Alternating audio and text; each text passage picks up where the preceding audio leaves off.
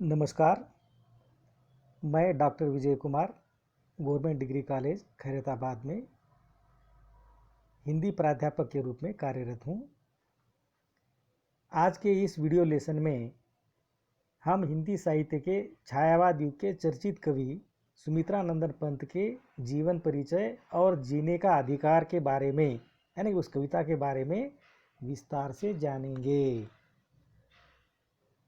इसमें देखिए, आगे देखिए, स्लाइड में देखिए स्क्रीन पर मैं इसके जो इनका जो जीवन परिचय है उसको 6 बिंदुओं में बांटकर समझाने का प्रयत्न करूंगा। मैंने उसको 6 बिंदुओं में बांटा है और इस 6 बिंदु के तहत हम लोग सुमित्रा नंदन पंत के जीवन परिचय को जानने की कोशिश करेंगे।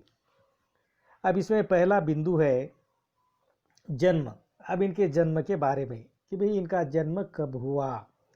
अब देखिए, इनका जन्म हुआ है 20 मई सन 1900 ईस्वी, अर्थात 1900 ईस्वी में इनका जन्म हुआ है 20 मई को।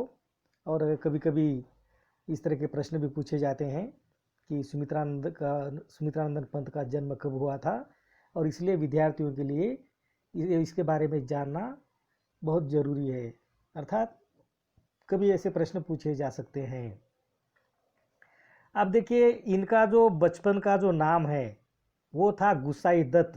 ध्यान दीजिए, कई बार ये भी पूछा जाता है कि सुमित्रा नंदन पंत का वास्तविक नाम क्या था या उनका बचपन का नाम क्या था। तो कहा जाता है कि जब सुमित्रा नंदन पंत का जन्म हुआ था तब देखिए उनका नाम गुसाई दत्त नाम रखा गया था। लेकिन कहा जाता है कि बाद में सुमित्रा नंदन पंत उन्होंने रख लिया, अर्थात अपना जो बचपन का नाम था, जो वास्तविक नाम था, उसे बदलकर उन्होंने अपना नाम सुमित्रा नंदन पंत रख लिया।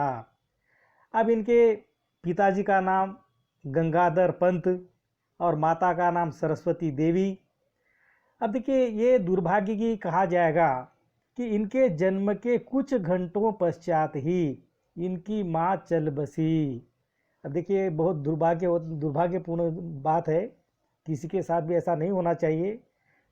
माँ होती है, लेकिन जैसे ही इनका जन्म हुआ, कहा जाता है कि उनकी माँ मूर्छित अवस्था में थी और मूर्छित अवस्था में ही उन्होंने अपने बेटे को जन्म दिया। अर्थात माँ अपने बेटे को नहीं देख सकी और बेटा अपनी माँ को नहीं देख सका।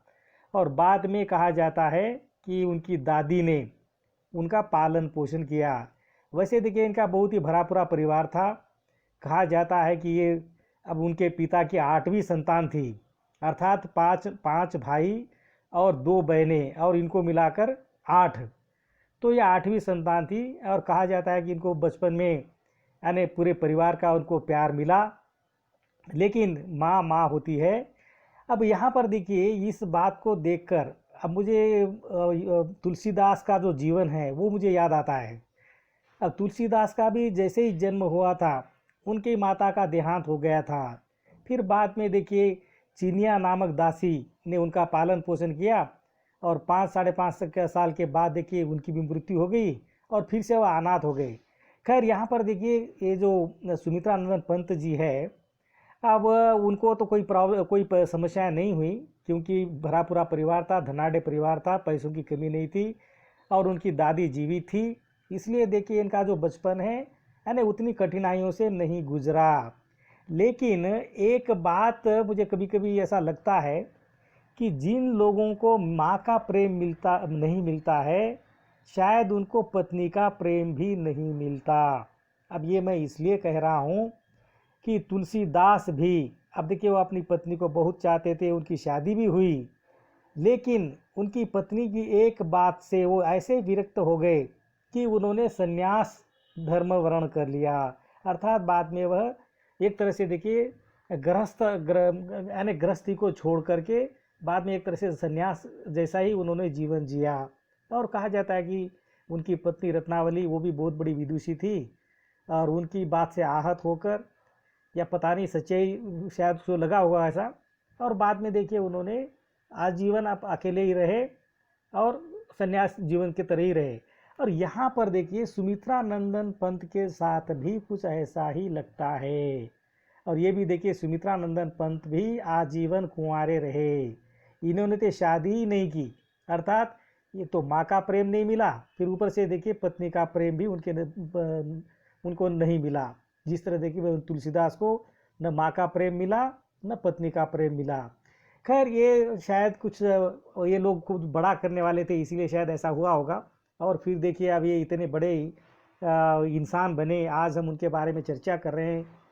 अब ऐसे बहुत सारे बड़े बड़े लोग हैं जो अपनी कठिनाइयों को पार करके, इससे पहले हमने मैथिली शरण गुप्त के बारे में भी सुना था कि भाई उनके जीवन में भी बहुत सारे उतार चढ़ाव आए, फिर भी देखिए वो अपने जीवन में आगे बढ़ते रहे और इतने बड़े इंसान बने। तो ये हो गया उनके जन्म के बारे में, माता पिता के बारे में। हम आगे बढ़ते हैं, स्लाइड में देखिए, स्क्रीन पर देखिए बिंदु नंबर 2। अब बिंदु नंबर 2 में यहाँ पर देखिए मैंने जन्म स्थान के बारे में यहाँ पर लिखा है।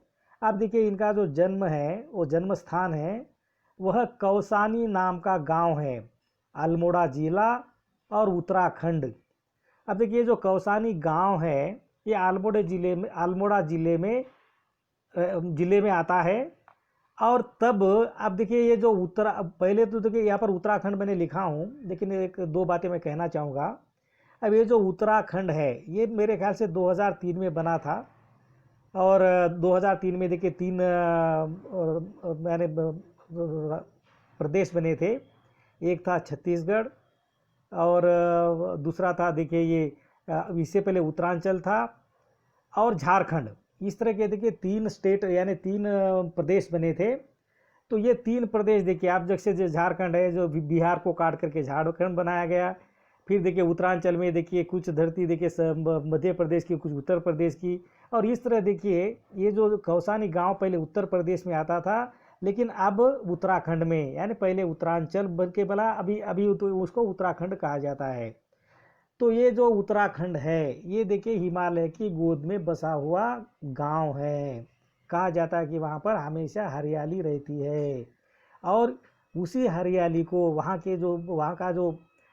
का जो नज़ारा है, वहाँ की जो हरे भरे पेड़ पौधे, उनको देखकर ही कहा जाता है कि इनके मन में कवि जाग गया। इसीलिए देखिए इनको सुकुमार कवि यानी सुकुमार प्रकृति के कवि यानी इस तरह के बारे में भी इनको कहा जाता है। खैर ये हो गया उनका जन्म स्थान के बारे में। आप लोग को ध्यान रखिए, क्योंकि ऐसा प्रश्न पूछा जा सकता है कि सुमित्रा नंदन पंत का जन्म किस गांव में हुआ था या कहाँ हुआ था। तो यहाँ पर देखिए आप कौसानी गांव, अल्मोड़ा जिला और उत्तराखंड, पहले उत्तर प्रदेश अभी उत्तराखंड। अब इनका अगला बिंदु है बिंदु नंबर 3। अब यहाँ पर देखिए इनकी शिक्षा दीक्षा, अर्थात इनकी शिक्षा दीक्षा कैसे हुई, कहाँ कहाँ हुई। अब इसके बारे में भी देखिए थोड़ी सी जानकारी पाठकों को, विद्यार्थियों को होनी चाहिए, क्योंकि ऐसी बातों से हमें प्रेरणा मिलती है कि किस तरह देखिए लोग आगे बढ़ते हैं। तो मैं यहाँ पर देखिए इनकी शिक्षा दीक्षा के बारे में कहूँगा कि कहा जाता है कि इनकी जो प्रारंभिक शिक्षा अल्मोड़ा में ही हुई, अर्थात कौसानी गांव था, वहाँ पर शायद उस ज़माने में यानी पाठशाला नहीं होगी, और इसीलिए देखिए उनको वहाँ पर अल्मोड़ा यानी कौसानी गांव में तो शायद पाठशाला नहीं है, इसीलिए शायद अल्मोड़ा आना पड़ा, और वहीं अल्मोड़ा में ही अब देखिए इनकी प्रारंभिक शिक्षा आरंभ हुई। अब उसके बाद 1918 यानी अब इनका जन्म हुआ था 1900 में, 1918 माने 18 साल के उम्र में वे अपने भाई के साथ काशी आ गए और वहाँ क्वींस कॉलेज में पढ़ने लगे। अब देखिए 18 साल के बाद 18 साल तक देखिए वो अल्मोड़ा में ही रहे, और 1918 के बाद वे अपने भाई के साथ काशी आ गए। काशी माने बनारस, वाराणसी, और वहाँ क्वींस कॉलेज में पढ़ने लगे।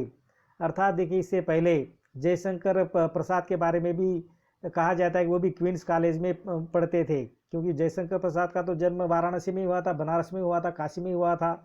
तो क्वींस कॉलेज वो ज़माने में शायद बहुत ही प्रसिद्ध कॉलेज रहा होगा, और ज़्यादातर अमीर घराने के बच्चे उसी कॉलेज में पढ़ते थे शायद, और वो शायद अंग्रेजी माध्यम वाला ये यानी स्कूल था शायद। खैर, अब उसके बाद क्या हुआ, मैट्रिक उत्तीर्ण करने के बाद आप इलाहाबाद आ गए, वहाँ इंटर तक अध्ययन किया। अब देखिए यहाँ पर देखिए वह ज़्यादा दिनों तक वहाँ पर नहीं रहे, काशी में क्वींस कॉलेज में ज़्यादा दिनों तक नहीं रहे। और बाद में देखिए अब मैट्रिक उत्तीर्ण करने के बाद यानी 10वीं कक्षा तक शायद उन्होंने उस क्वींस कॉलेज में पढ़ा। उसके बाद वह फिर इलाहाबाद आ गए और इलाहाबाद में आकर के उन्होंने इंटर किया। और उसके बाद 1919 में महात्मा गांधी के सत्याग्रह से प्रभावित होकर अपनी शिक्षा अधूरी छोड़ दी और स्वाधीनता आंदोलन में सक्रिय हो गए। अब देखिए ये जो 1919 का समय है, उस समय देखिए बहुत सारे बुद्धिजीवी, बहुत सारे बुद्धिजीवी देखिए गांधी जी के कहने के कारण यानी गांधी जी से प्रेरित होकर के कई लोगों ने अपनी पढ़ाई छोड़ दी, कई लोगों ने अपनी नौकरियां छोड़ दी और असहयोग आंदोलन में, सत्याग्रह के आंदोलन में सभी लोग देखे अपने आप को पार्टिसिपेट करने लगे। अर्थात गांधी जी का उस समय में इतना ज़्यादा प्रभाव था, तो कई लोग देखिए अपनी शिक्षा छोड़ दी, कई लोगों ने अपने नौकरियां छोड़ दी और फिर सब लोग देखिए स्वाधीनता आंदोलन में लग गए। अब इस तरह देखिए 1921 की बात है, उसमें देखिए इससे पहले सुभद्रा कुमारी चौहान का भी जिक्र आया था। सुभद्रा कुमारी चौहान का भी, उनकी शादी 1919 में हुई थी। फिर 1921 में जब देखिए असहयोग आंदोलन आरंभ किया गांधी जी ने, तो फिर देखिए कहा जाता है वो प्रथम महिला थी जिन्होंने असहयोग आंदोलन में भाग लिया था और जेल गई थी। अर्थात उस समय में अब जितने भी आप देखिए ये बहुत सारे लेखक हैं, जैसे प्रेमचंद है। अब प्रेमचंद को भी देखिए सरकारी नौकरी थी, उन्होंने भी देखिए सरकारी नौकरी छोड़ दी और फिर देखिए उन्होंने भी असहयोग आंदोलन में भाग लिया, स्वतंत्रता आंदोलन में, स्वाधीनता आंदोलन में भाग लिया। और उन्होंने देखिए फिजिकली ज़्यादा न होकर भी उन्होंने इतना सारा साहित्य, इतनी सारी कहानियाँ और उपन्यास लिखे कि लोगों में एक चेतना लाने में उन्होंने बहुत बड़ा योगदान दिया। और इसी तरह देखिए अब उनकी कॉलेज की शिक्षा तो छूट गई थी। फिर कहा जाता है कि वह घर पर ही हिंदी, संस्कृत, अंग्रेजी और बंगला का स्वाध्याय किया। देखिए कई बार देखिए जो अमीर घराने के बच्चे होते थे वो घर पर ही ज़्यादातर देखिए अपने यानी शिक्षकों को बुला करके घर पर ही अपनी पढ़ाई पूरी करते थे। और शायद आप ये भी अमीर घराने के थे और इसीलिए देखिए सुमित्रानंदन पंत घर में रहकर ही उन्होंने हिंदी, संस्कृत, अंग्रेजी और बंगला भाषा का उन्होंने ज्ञान प्राप्त किया। और उसके बाद अब देखिए ये जो सुमित्रानंदन पंत है, अब उनको देखिए पहले से ही यानी बचपन से ही प्रकृति से असीम लगाव था। अब देखते एक तो माँ नहीं थी और माँ नहीं रहने के कारण शायद उसको थोड़ा सा कभी लगा होगा और वो अपने प्रकृति से उन्होंने अपना ज़्यादा लगाव जोड़ दिया, यानी धरती को ही अपनी माता समझने लगे। अब धरती तो माता है ही, तो बचपन से ही सुंदर कविताएं लिखा करते थे। इस तरह देखिए उनका काव्य जीवन यानी लगभग 8 वर्ष की उम्र से उनका देखिए कविता लिखने का यानी उनको कविता लेखन करने का जो उनका शौक था, वो देखिए 8 वर्ष से उन्होंने बहुत ही कम उम्र से उन्होंने कविताएं लिखना शुरू कर दी। अब यहाँ पर देखिए ये हो गया शिक्षा दीक्षा और आगे बढ़ते हैं। और बिंदु नंबर 4, अब चौथा बिंदु नंबर है। अब इसमें देखिए मैं प्रमुख रचनाएं यहाँ पर देखिए दिया हूँ। अब देखिए प्रमुख रचनाएं तो यहाँ पर कहा जाता है कि इन्होंने 36 से अधिक रचनाओं का इन्होंने निर्माण किया, इन्होंने रचा, लिखा। अब देखिए 36 से अधिक रचनाएं लिखना ये कोई साधारण सी बात नहीं है, बहुत ज़्यादा है। और बहुत बड़े बड़े इनके जो कविता हैं, काव्य ग्रंथ है, और उनको इतना लिखना, अब ये देखिए ऐसे कर्मठ लोगों को ही संभव है। तो ये यहाँ पर सुमित्रानंदन पंत जी भी कर्मठ थे और वैसे तो देखिए आजीवन कुंवारे थे और इसीलिए देखिए उनको समय भी ज़्यादा मिलता रहा होगा। तो इनके जो प्रमुख रचनाएं हैं, उन प्रमुख रचनाओं के बारे में मैं यहाँ पर कुछ रचनाओं की यहाँ पर देखिए मैं यानी चर्चा करूँगा, या फिर मैं कुछ रचनाओं के नाम आप लोगों को सुनाऊँगा। क्योंकि एक 2-3 रचनाओं के नाम भी अगर आप मान लीजिए जीवन का अधिकार नाम की कविता के बारे में कोई प्रश्न आता है, या उनका मान के उनका भावार्थ या फिर जो भी उनकी सारांश आदि लिखना होता है, तो ऐसे में देखिए रचनाओं के बारे में भी लिखा जाता है। तो यहाँ पर सुमित्रानंद पंत की जो प्रमुख रचनाएं हैं उनका मैं यहाँ पर उच्चारण कर रहा हूँ, बोल रहा हूँ, आप लोग ध्यान से सुनिए। वीणा, उच्छ्वास, पल्लव ग्रंथि, गुंजन, लोकायतन, पल्लवणी, ग्राम्या, चिदंबरा, मधुज्वाला, मानसी, वाणी, युगपत, सत्यकाम, इस तरह देखिए बहुत सारी रचनाएं उन्होंने लिखी है। यहाँ पर देखिए मैं कुछ रचनाओं का नाम लिया हूँ। अब यहाँ पर देखिए चिदंबरा, चिदंबरा अब इनकी देखिए बहुत ही प्रसिद्ध ग्रंथ है चिदंबरा। अब इसके बारे में मैं अगले जो बिंदु नंबर 5 है उसमें उसके बारे में जिक्र करूँगा। और उसी तरह देखिए इनकी जो रचनाओं में कविताओं के अतिरिक्त आत्मकथात्मक संस्मरण, आलोचना, कहानियाँ, उपन्यास, अनुवाद, पत्रकारिता। अब देखिए इन्होंने पत्रकारिता भी की थी 1938 में।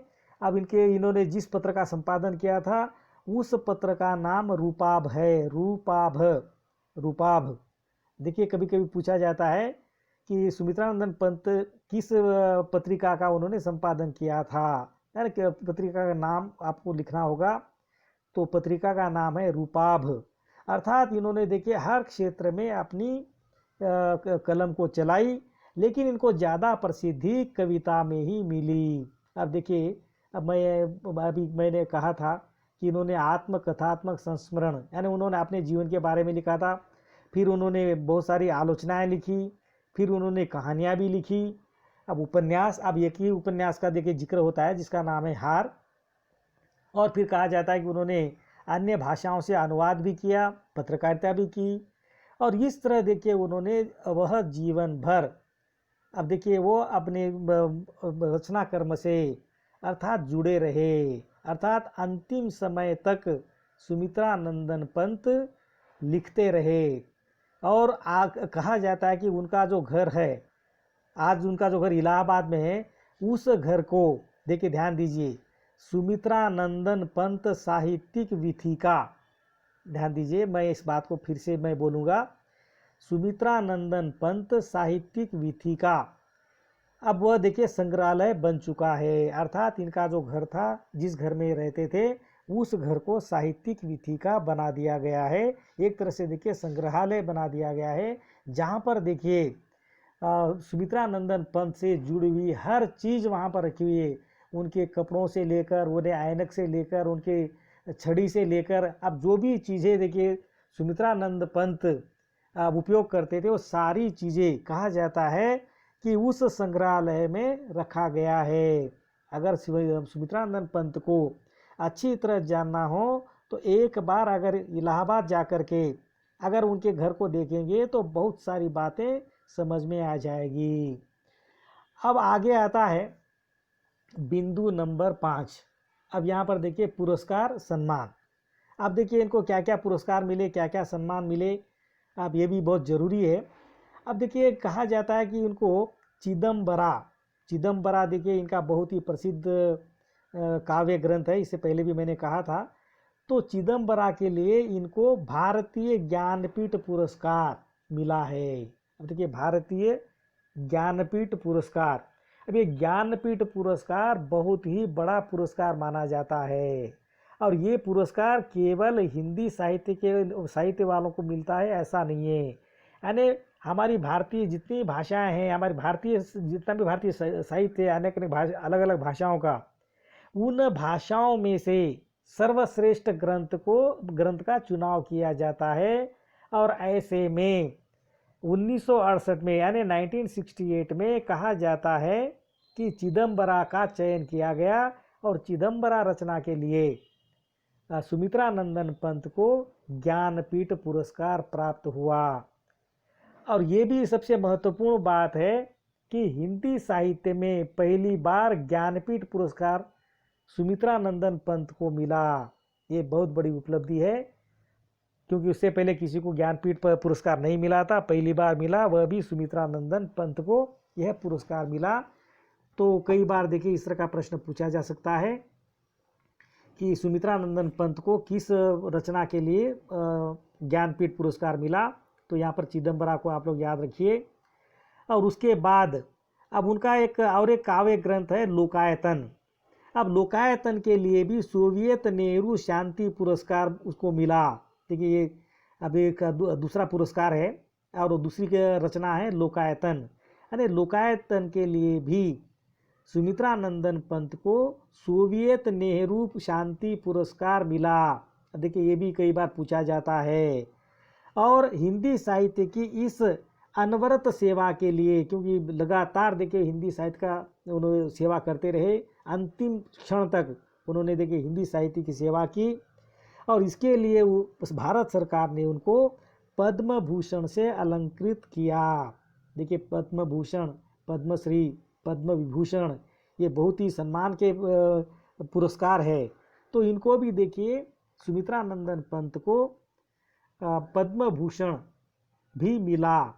पद्म भूषण, पद्म विभूषण, पद्मश्री, अब ये कुछ देखिए ऐसे पुरस्कार है। तो वो सारा ऐसे सम्मान है, ये सारे सम्मान है ना। सबसे बड़ा सम्मान तो देखिए इनको ज्ञानपीठ पुरस्कार से ही मिला। उसके बाद सोवियत नेहरू शांति पुरस्कार, उसके बाद देखिए पद्म भूषण। अर्थात सुमित्रा नंदन पंत को बहुत सारे पुरस्कार और सम्मान मिले। ये हो गया 5वां बिंदु। अब अंतिम बिंदु है बिंदु नंबर 6। अब यहाँ पर देखिए बात आती है निधन की। तो निधन, अब इनका जो निधन 28 दिसंबर 1977 1977 इलाहाबाद उत्तर प्रदेश में हुआ। अब देखिए इनका कर्म क्षेत्र भी रहा इलाहाबाद, और वहीं पर देखिए ये अपना लगभग सारा जीवन वहीं पर गुजारा, और उनका अंतिम सांस भी वह इलाहाबाद में ही अपने घर में लिए थे, और वहीं पर देखिए उनका निधन हो गया। तो ये भी प्रश्न पूछा जा सकता है कि सुमित्रा नंदन पंत का निधन कब हुआ। तो ये है 28 दिसंबर 1977 में इनका निधन हुआ। लेकिन एक बात ये भी कही जाती है कि सुमित्रा नंदन पंत के बाद कुछ वर्षों के बाद देखिए उनके बड़े भाई का देहांत हो गया, फिर उनके पिताजी का देहांत हो गया, और कहा जाता है कि बाद में देखिए इनको बहुत सारी देखिए आर्थिक परेशानियों से भी गुजरना पड़ा। कहा जाता है कि इनका पता नहीं कुछ ऐसी घटनाएं हुई जिसके कारण देखिए इनकी सारी संपत्ति चली गई, और कहा जाता है कि बाद में सुमित्रा नंदन पंत को बहुत सारी कठिनाइयों का सामना करना पड़ा, और ये कोमल हृदय का इंसान उन सारी समस्याओं का सामना करते हुए अपने जीवन में आगे बढ़ते रहे। तो ये हो गया देखिए उनका जीवन परिचय। हम अब आगे बढ़ते हैं, और अगली स्लाइड में देखिए जीवन का अधिकार कविता की व्याख्या। अब देखिए यहाँ पर जीवन का अधिकार कविता का नाम है, और उस कविता की व्याख्या हम लोग करेंगे। अब यहाँ पर देखिए मैं पहली 4 पंक्तियाँ यहाँ पर पढ़ रहा हूँ, आप लोग भी मेरे साथ पढ़िए। जो है समर्थ, जो शक्तिमान, जीवन का है अधिकार उसे, उसकी लाठी का बैल विश्व, पूजता सभ्य संसार उसे। अब देखिए यहाँ पर ये जो पंक्तियाँ हैं, इन पंक्तियों में जो दर्द, जो छटपटाहट यहाँ पर देखिए झलकती है, वो बोलते हैं कि जो है समर्थ, अर्थात जो समर्थ है, जो काबिल है, जो शक्तिमान और जो शक्तिशाली है, बलशाली है, ताकतवर है, जीवन का है अधिकार उसे। और यहाँ पर देखिए सुमित्रा नंदन पंत बोलते हैं कि ऐसे लोगों को ही जीवन जीने का अधिकार है। अब ये जो बात यहाँ पर सुमित्रा नंदन पंत जी कह रहे हैं, तो इसके पीछे देखिए उनका कितना गहरा उनका दर्द होगा, और क्यों उन्होंने ऐसा कहा होगा। तो कहा जाता है कि जिस गांव में, अब ये कौसानी गांव में रहते थे, वहाँ पर देखिए वहाँ के जो लोग थे, वहाँ के जो गांव के लोग थे, वहाँ पर देखिए बहुत गरीबी कही जाती है। इनके गांव में देखिए बहुत गरीब लोग रहते थे, लोगों को रहना खाना बहुत मुश्किल से मिलता था। और ये अब ये तो देखिए अमीर थे वो ज़माने में, लेकिन इन्होंने जब देखा कि भाई गरीब लोग कैसे देखिए जीवन बिता रहे हैं, किस तरह देखिए शक्तिशाली लोग इन पर अपना अधिकार जमा रहे हैं, किस तरह देखिए ये लोग उनको अपने चंगुल में फंसा करके अपना गुलाम बनाया हुआ है, और इसीलिए देखिए उनका जो दर्द है इस कविता के माध्यम से छलकता है।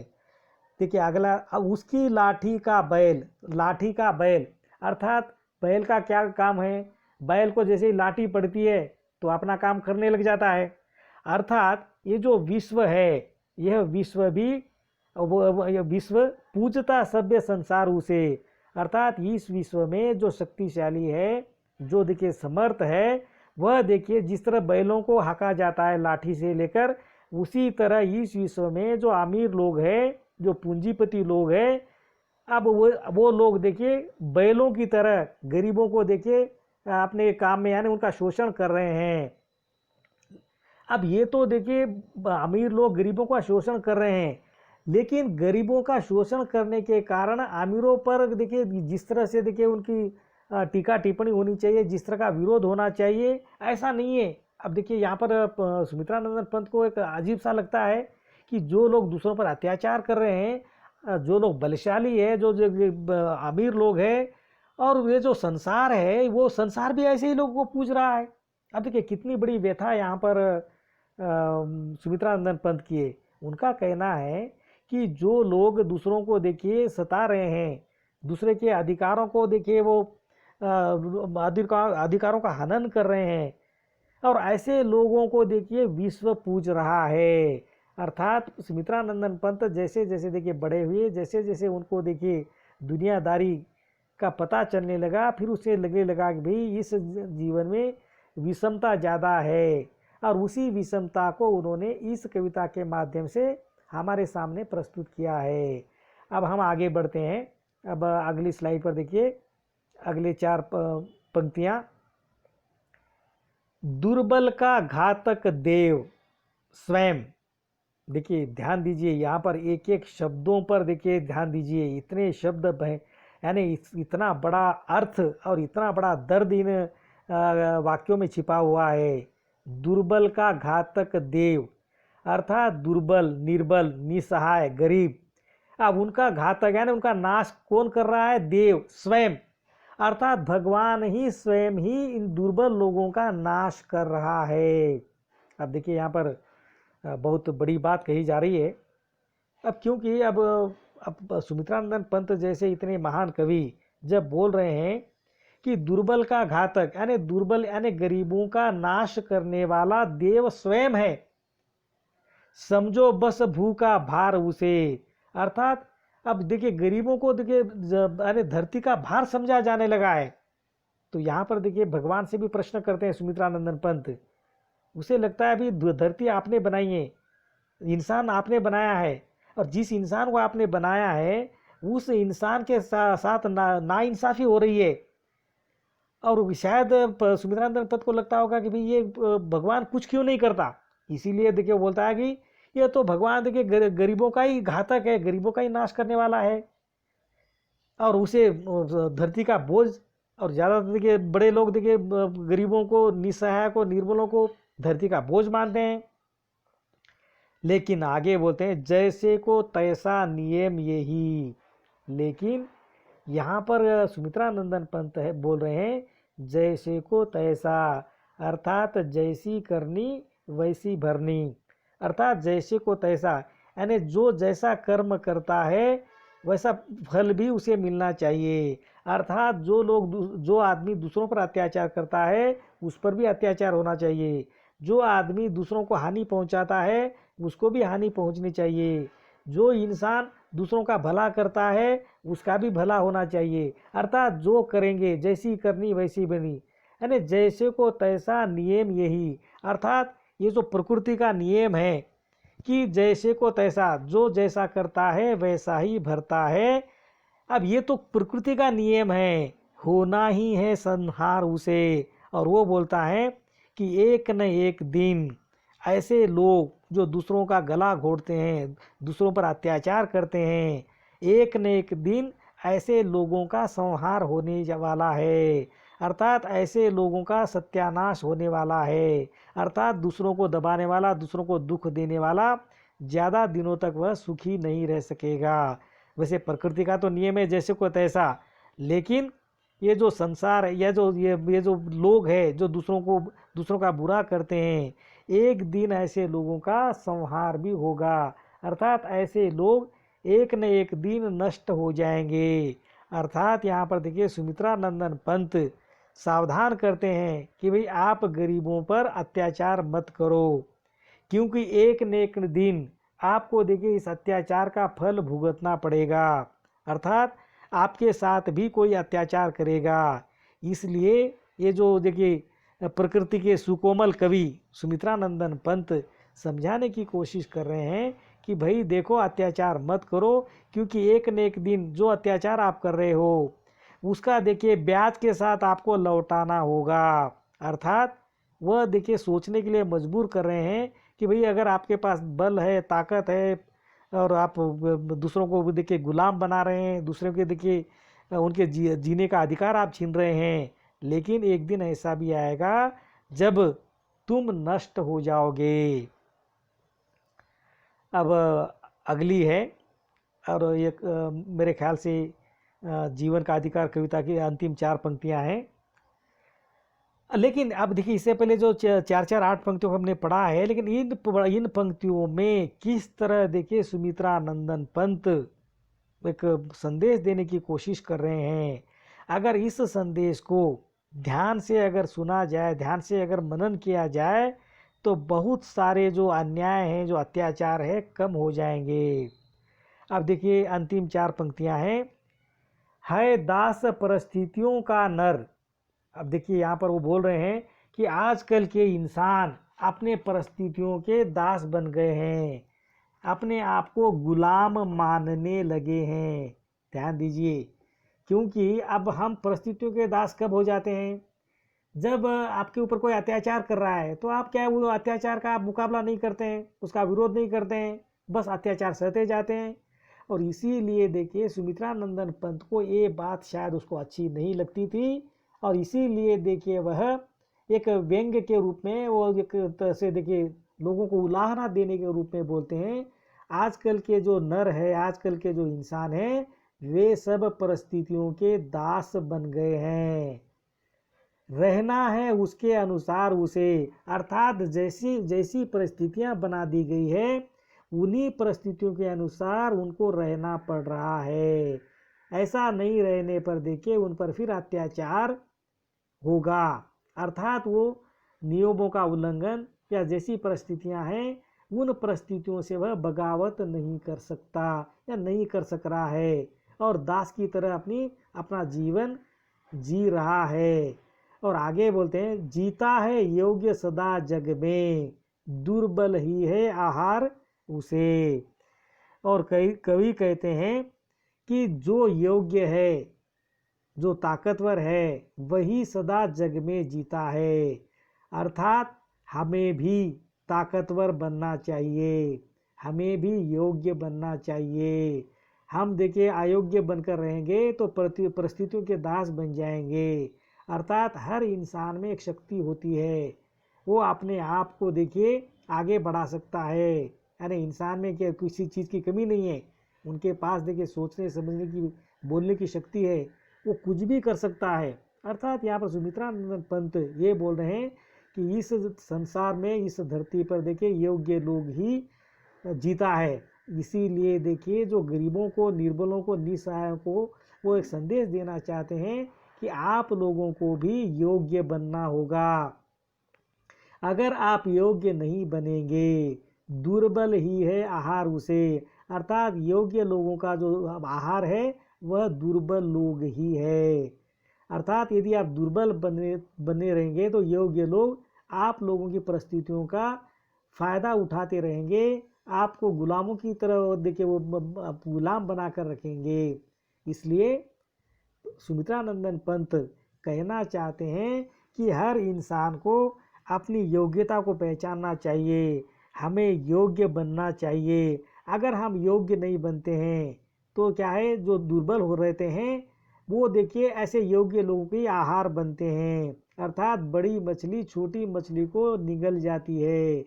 उसी तरह देखिए आपको भी देखिए बड़ी मछली बननी पड़ेगी, नहीं तो देखिए आपको देखिए बड़ी मछली निगल जाएगी। अर्थात योग्य लोगों का आहार है दुर्बल लोग, अर्थात गरीब लोग। अर्थात गरीब लोगों के कारण ही ये आगे बढ़ते हैं, या गरीबों पर देखिए तरह तरह के देखिए ये अत्याचार करके देखिए अपना जो काम है वो निकालते रहते हैं। इसीलिए यहाँ पर देखिए इस कविता के माध्यम से वो कहना चाहते हैं कि आज समय ऐसा आ गया है कि शक्तिशाली मनुष्य सब पर शासन करना चाहता है। वह गरीब व्यक्तियों को अपनी शक्ति से पैरों तले कुचल रहा है। संसार भी केवल शक्तिशाली मनुष्य की पूजा करता है। आज स्वयं भगवान भी निर्बल का घातक बन गया है, अर्थात भगवान भी गरीब की पुकार नहीं सुन रहा है। गरीब बेचारा धरती पर बोझ बनकर ही रह गया है। गरीब व्यक्ति अमीरों के अत्याचारों का निवाला बनते जा रहा है, जैसे वह उनके अत्याचार सहने के लिए ही पैदा हुआ हो। परमात्मा ने सबको एक ऐसा शरीर दिया है और रहने के लिए धरती पर भेजा है, इसलिए जीने का अधिकार भी सभी को एक जैसा ही होना चाहिए। अब ये यहाँ पर देखिए अंतिम पंक्तियाँ हैं, अंतिम 4 पंक्तियाँ। अब यहाँ पर देखिए एक उदाहरण के द्वारा सुमित्रानंदन पंत हमको समझाने की कोशिश कर रहे हैं। अब देखिए तृण, झस, पशु से नर तन देता। तृण माने तिनका, झस माने मछली, पशु माने जानवर, नर तन माने इंसान, देता जीवन विकास का तार उसे, अर्थात परमात्मा ने, ईश्वर ने, इस प्रकृति ने सबको अपने जीवन का विकास करने का मौका दिया है। सभी लोग अपना विकास करते हैं, जैसे तृण यानी तिनका आदि वो अपना विकास कर सकते हैं, झस यानी मछली अपना विकास करती है, पशु अपना विकास करते हैं, और नर तन यानी इंसान जीवन विकास का तार से, यानी सबको अपने अपने जीवन को आगे बढ़ाने का अधिकार है, जीने का अधिकार है। यानी सबको देखिए शरीर दिया है, शरीर दे करके धरती पर भेजा है, तो देखिए सबको अपना अपना अधिकार है, लेकिन हमें हमारे अधिकार के लिए लड़ना चाहिए। वह शासन क्यों न करे भू पर। तो यहाँ पर देखिए सुमित्रानंदन पंत का बोल रहे हैं कि गरीब आदमी क्यों शासन नहीं कर सकता, क्या अमीर ही शासन करेगा, गरीब क्यों नहीं करेगा। चुनना है सबका सार उसे। और अंतिम पंक्ति में यहाँ पर सुमित्रानंदन पंत कहते हैं कि ये गरीब जो लोग हैं उनको सबका सार सुनना चाहिए, अर्थात लोग कैसे जी रहे हैं, लोग कैसे रह रहे हैं और कैसे जीना चाहिए, इस तरह का जो सार है, जो जीवन का जो महत्व है उसे समझना चाहिए, और अब अपने जीवन को आगे बढ़ाने का प्रयत्न करना चाहिए। अर्थात हमें परिस्थितियों का गुलाम बनकर, परिस्थितियों का दास बनकर के जीना नहीं है। अयोग्य लोग भी अभ्यास करके योग्य बन सकते हैं, और योग्य बनना बहुत ज़रूरी है। शायद सुमित्रानंदन पंत अपने गांव जाते होंगे, वहाँ की गरीबी को देखा होगा, और उसके बाद लगा होगा कि भाई ये भी क्या जीवन है, इतनी गरीबी में लोग जी रहे हैं, कैसे अपने परिस्थितियों के दास बन गए हैं, कैसे देखिए लोग अपने भाग्य पर विश्वास करके देखिए खाली बैठे रहते हैं, अर्थात ये प्रयत्न नहीं करते हैं, योग्य बनने की कोशिश नहीं करते हैं। इस तरह देखिए सुमित्रानंदन पंत इस कविता के माध्यम से गरीबों को, निसहायों को, दुर्बलों को जगाने का प्रयत्न करते हैं, और उनका कहना यही है, जीवन का अधिकार सभी को है। कविता का नाम है जीवन का अधिकार, और जीवन जीने का अधिकार सभी को है, अमीरों को भी है, गरीबों को भी है, योग्य को भी है, अयोग्य को भी है, और अर्थात सभी लोग अपना अपना जीवन जीना चाहिए। इस तरह देखिए यहाँ पर कविता समाप्त हो जाती है, और आप लोगों को बहुत बहुत धन्यवाद।